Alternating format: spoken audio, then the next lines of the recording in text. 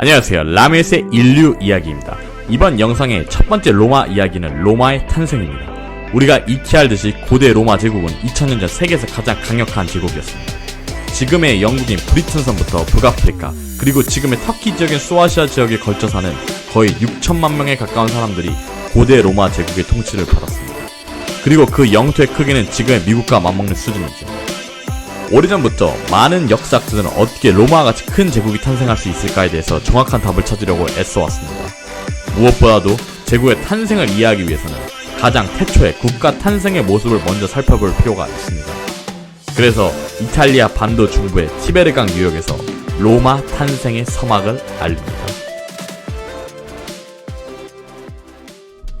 어느 문화권에서든지 한 나라의 건국설화 및 전설이 있으며 지리적으로 비슷한 곳에서는 그 설화의 스토리가 어느 정도 비슷한 면도 있으면서 동시에 상이하기도 합니다.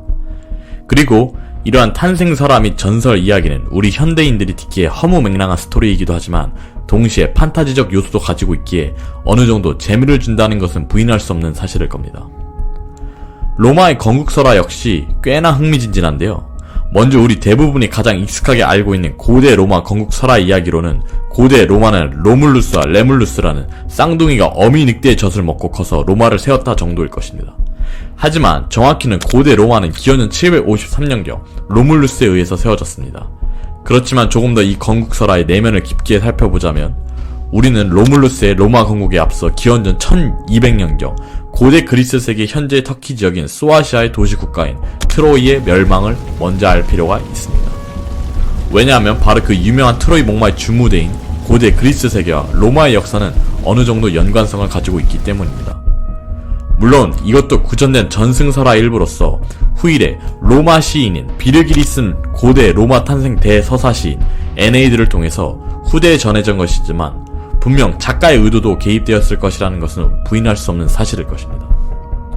사실 이 대서사시는 로마 제국 초대 황제인 아우구스투스 황제에게 바치는 시였으며 이 대서사시에 나온 로물루스와 신들에 대한 이야기를 통해서 초대 로마 제국 황제인 아우구스투스는 자신이 로마 황제로서의 정통성을 대변받기 위함일지도 모릅니다.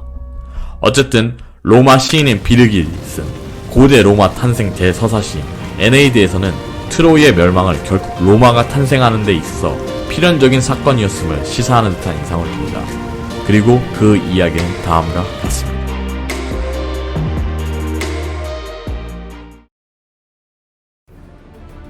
그리스 로마 여신인 비너스의 아들인 트로이의 에네스는 그리스인들과 오랫동안 전쟁을 치르고 있었다. 하지만 그리스와 트로이 사이의 10년 동안의 공방전 끝에 결국 트로이는 목마에 의해서 함락되었다. 그리고 트로이의 도시는 불길에 휩싸이며 도시로서의 운명을 다하는 듯이 보였다. 에네스의 아내이자 트로이 왕인 프리암의 딸인 크레우사는 에네스가 빠른 시일 내에 트로이를 탈출하도록 재촉했다. 크레우사는 남편인 에네스가 새로운 위대한 도시를 찾아야만 하는 운명이라고 하며 그가 트로이를 떠나도록 계속해서 설득하였다. 에네스는 결국 불타 없어지고 있는 트로이와 그의 아내인 크레우사를 뒤로한 채 목숨을 걸고 트로이를 도망치듯이 그리고 오랜 표류 끝에 이탈리아 반도의 라투움이라는 땅에 도달하게 되었다. 물론 그는 새로운 땅에서 여러 다사다난한 일들을 겪었으며 후일에는 그 땅의 아름다운 에투르리아 여인이자 지역 토착 왕의 딸인 라비니아와 새로 결혼하였다. 그리하여 그는 에투르리아인들과 동맹관계를 맺으며 평화롭게 지내고 그의 자손들은 수백 년 동안 그 땅에 뿌리를 내리고 살았다. 그리고 기원전 8세기경 장차 로마가 세워질 곳으로부터 얼마 떨어지지 않은 알바론과에서 에네스의 자손인 레아 실비아가 분신의 마르스 사이에 두 쌍둥이가 태어났으며 그 아들들이 바로 로물루스와 레무스이다. 레아 실비아는 베스타, 즉 불과 난로의 여신의 여사제이자 알바론과의 왕이었던 누미토의 딸이었다. 하지만 누미토 왕은 그의 형제인 아물리우스에게 왕위를 빼앗기게 된다. 그리고 아물리우스는 장차 자신의 왕의 위협이 될 로물루스와 레물루스를 지푸라기로 엮은 바구니에 든 채 티베르강에 버려버렸다. 쌍둥이가 든 바구니는 티베르강을 따라 표류하다가 나뭇가지에 걸려 티베르강의 신인 티베르누스에 의해서 목숨만은 건지게 된다.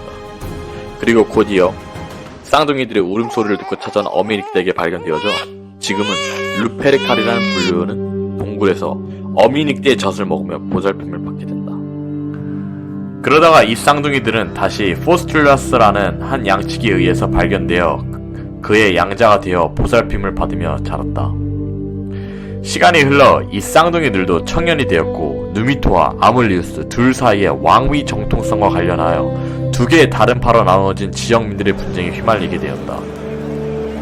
이들은 이후 그들의 정체성을 깨닫고 자신들의 할아버지가 삼촌에 의해서 왕위를 빼앗겼다는 사실을 알고 군사를 동원하여 할아버지의 왕위 기한을 도와 결국 빼앗긴 알바론과의 왕위를 되찾게 된다. 동시에 이 쌍둥이는 그들이 버려진 티베르강 지역에 가서 그들만의 도시를 만들고 싶다는 야심을 가지게 되었다.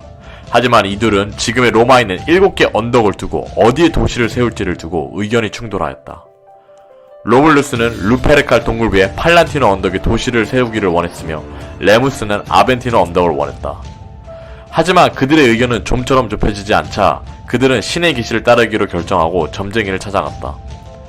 로물루스는 지금의 로마에 있는 7개 언덕 중 하나인 팔란티노 언덕 위를 날아다니는 12마리의 독수를 보게 되었고 그리고 이것은 장차 왕이 될 거라는 점을 받았으며 레무스 또한 독수들을 보았지만 고작 6마리였을 뿐이었다. 레무스 또한 왕이 되고 싶어 했으며 로물루스에 대해서 시기 질투를 하게 되었고 도시의 기반을 만들기 위한 도시 성곽을 쌓고 있는 로물루스를 향하여 성곽의 벽이 낮다는 점을 지적하며 비아냥거렸다. 결국 로물루스는 레무스의 비아냥에 분을 삭히지 못하고 자신이 쥐고 있는 칼로 레무스를 찔러 죽이고 본인이 세운 도시의 왕이 되었다. 그리고 이 새로 세워진 작은 도시는 로물루스의 이름을 따서 로마가 되었다.